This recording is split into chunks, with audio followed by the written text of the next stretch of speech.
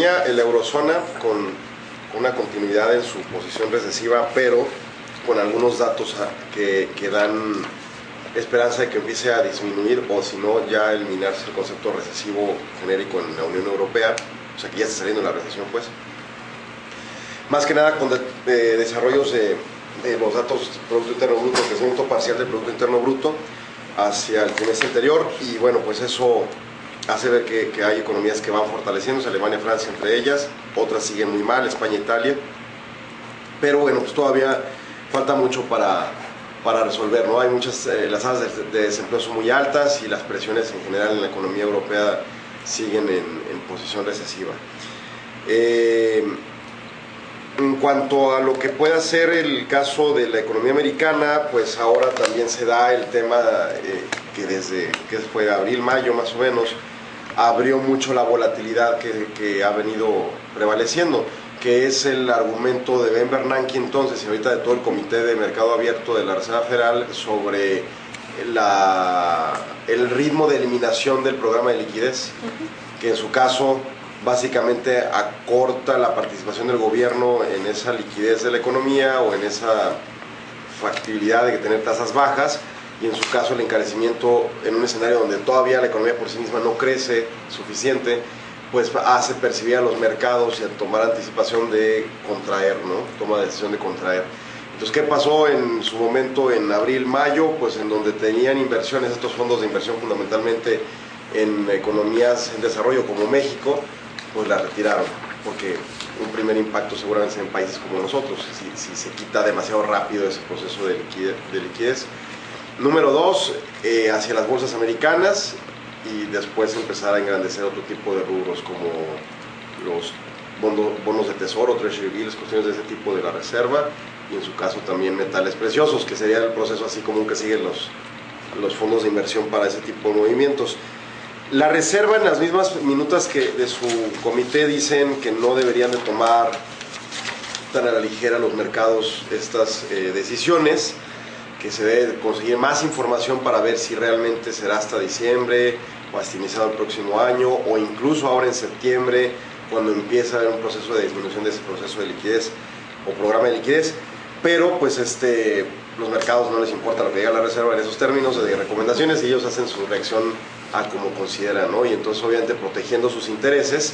pues hacen movimientos bruscos que provocan volatilidades, que hoy en día volvió a subir el tipo de cambio y que tiene toda esta situación así inestable, ¿no? En cuanto a México, obviamente eso le afecta, pero aparte México también tiene su debilidad propia interna, que entre la parte externa débil, sobre todo en Estados Unidos, y la parte interna, pues provoca que México tenga una tendencia bajista en su economía. Todo el año hemos hablado, sobre todo en el sector no manufacturero, con una disminución recurrente en los indicadores del IMEF que formulamos, y esto se confirma finalmente con las expectativas que bajó Hacienda hace unos días a 1.8%, ¿no? Incluso ayer Banamex lo bajó a 1.2%, todavía más profundo. Entonces, pues empiezas a ver toda esta tendencia de que estamos en un escenario de desaceleración muy marcado, y que la economía mexicana, como se encuentra actualmente en su realidad, no con las reformas que se hayan votado o propuesto y no se tenga todavía una actividad real sobre esas reformas, sino con su realidad, pues sigue muy endeble a cualquier vaivén internacional, fundamentalmente Estados Unidos, y aquí la muestra es una recesión, o no es una recesión probablemente en Estados Unidos, pero es una desaceleración muy marcada que no le permite salir adelante, con posibilidades de salir adelante, pero que no se terminan de confirmar. Por ejemplo, el desempleo americano no mejora, y entonces esos son datos que precisamente llevan a la Fed a estar indecisa en cuándo quitar el programa de liquidez, y esa indecisión provoca volatilidad que provoca al final estos impactos en México, ¿no? Entonces, no quiere decir que México esté mal, no quiere decir que México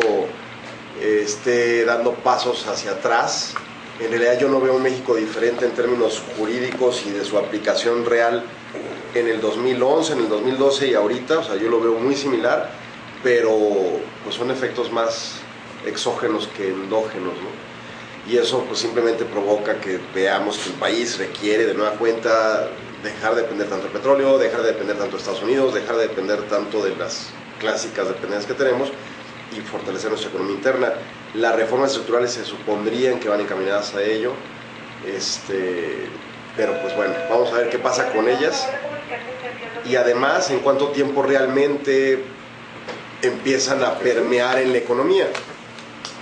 Este tema a mí me parece exagerado, que ya es más tema de la reforma energética más adelante, pero es un tema que hablan de disminución en los recibos de la luz o del gas. Yo no veo cómo pueda pasar eso, sobre todo en los de la electricidad, ¿no? Porque si tú ves, sobre todo los residenciales, que es a quien va dirigido el